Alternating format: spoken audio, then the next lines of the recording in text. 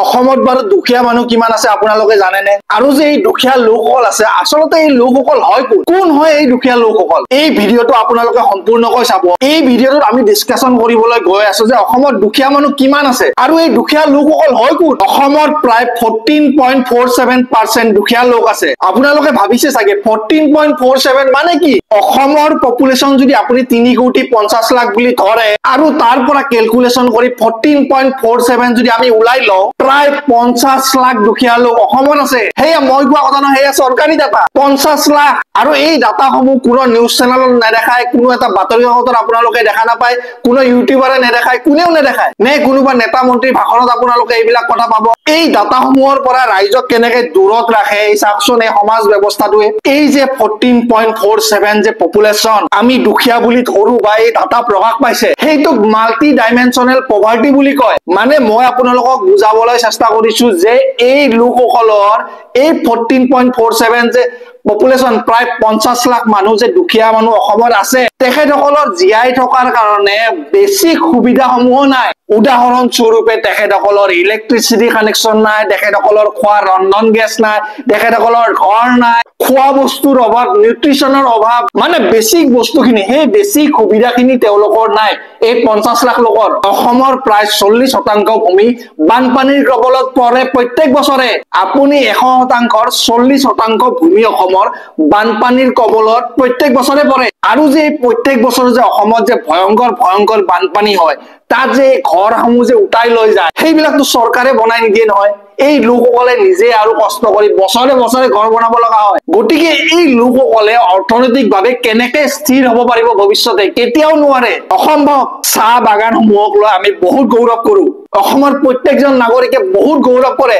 আৰু এই নেতাসকলে চাহ বাগানৰ কথা কৈ বহুত ডাঙৰ ডাঙৰ ভাষণ দিয়ে, ইন্টাৰনেশ্যনেল নেশ্যনেলি একদম ডাঙৰ ডাঙৰ ইভেন্ট পাতে এই চাহ বাগানৰ কথাসমূহক লৈ। কিন্তু এই চাহ বাগানত কাম কৰা কৰ্মীসকলৰ কথা কোনোবাই ভাবিছেনে আজিলৈকে? এই যে চাহ বাগানত কাম কৰা কৰ্মীসকল আছে, তেখেতসকলে ডেইলি হাজিৰা কিমান পায় আপোনালোকে জানেনে? মেক্সিমাম 200 টকা। কেনেকুৱা অত্যাচাৰ কৰা হয় এই চাহ বাগানৰ লোকসকলৰ ওপৰত এই মালিক পক্ষৰ ফালৰ পৰা। মই নিজে 3 বছৰ চাহ বাগান এৰিয়াত কাম কৰিছো আৰু মই সেইটো সময়ত দেখিছিলো যে তেখেতসকলে মানে এই চাহ বাগানৰ কৰ্মীসকলে কি কৰে, এই আদিবাসী লোকসকলে কি খায় আপোনালোকে জানেনে? প্ৰায় ভাগ লোকে নিমখ ভাত আৰু লাই পাত খাই জীয়াই থাকে।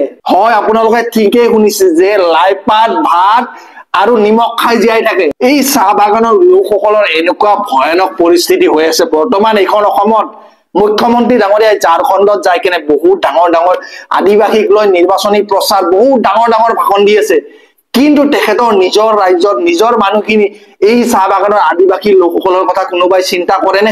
মুখ্যমন্ত্ৰী ডাঙৰীয়াই চিন্তা কৰেনে কেতিয়াবা? মুখ্যমন্ত্ৰী ডাঙৰীয়াই এই আদিবাসী লোকৰ ঘৰত কেতিয়াবা গৈছেনে? বেমাৰত কক বকাই মৰি আছে প্ৰত্যেক দিনে এই আদিবাসী লোকসকল। চাহ বাগানৰ বাহিৰত ওলাব নোৱাৰে তেখেতসকল, এটা জেলৰ ভিতৰত সোমাই থকাৰ নিচিনা পৰিস্থিতি। গতিকে অসমৰ যি 50 লাখ যি দুখীয়া মানুহ আছে, এই 50 লাখৰ ভিতৰত এই আদিবাসী লোকসকলো পৰে। এতিয়া আহো আৰু এটা টপিকলৈ যে আনএমপ্লয়মেন্ট ৰেট। অসমত বাৰু কিমান নিবনুৱা আছে আপোনালোকে জানেনে? 6.1%। সেইটো মই কোৱা কথা নহয়, মুখ্যমন্ত্ৰী ডাঙৰীয়া কৈছে। আৰু অসমৰ পপুলেশ্যনৰ পৰা যদি আপুনি 6.1% ওলাই প্ৰায় 22 লাখ নিবনুৱা অসমত আছে। হয়, আপুনি ঠিকে শুনিছে, 22 লাখ নিবনুৱা। সেইটো চৰকাৰী ডাটা, মানে ৰেজিষ্টাৰ হৈ থকা ডাটা এইবিলাক। আৰু আনৰেজিষ্টাৰ যিসকল ৰেজিষ্টাৰ হোৱাই নাই চৰকাৰী ডাটাত, সেইসকলক কোনে কাউণ্ট কৰিব? মানে আৰু কিমান লাখ নিবনুৱা আছে? এটা ভয়ংকৰ পৰিস্থিতি। অসমৰ প্ৰায় 4,000 গাঁও এটা জাগাৰ পৰা আন এটা জাগাত উঠি যাব লগা হৈছে। কাৰণটো হলে বানপানীৰ গৰাখহনীয়া সমস্যাটো। আৰু এই যে খাটি খোৱা পৰিয়ালসমূহ নিজৰ ঘৰ বাৰী এৰি পলায়ন কৰিব লগা হৈছে এই গৰাখহনীয়াৰ ফলত, সেইবিলাকৰ ওপৰত চৰকাৰে কেতিয়াবা মাত মাতিছেনে? চৰকাৰে কেতিয়াবা কাম কৰিছেনে এই লোকসকলৰ বাবে? অসমত 50 লাখ কি কৌটিৰ ঘৰ চুব এটা সময়ত অসমীয়া দুখীয়া মানুহ।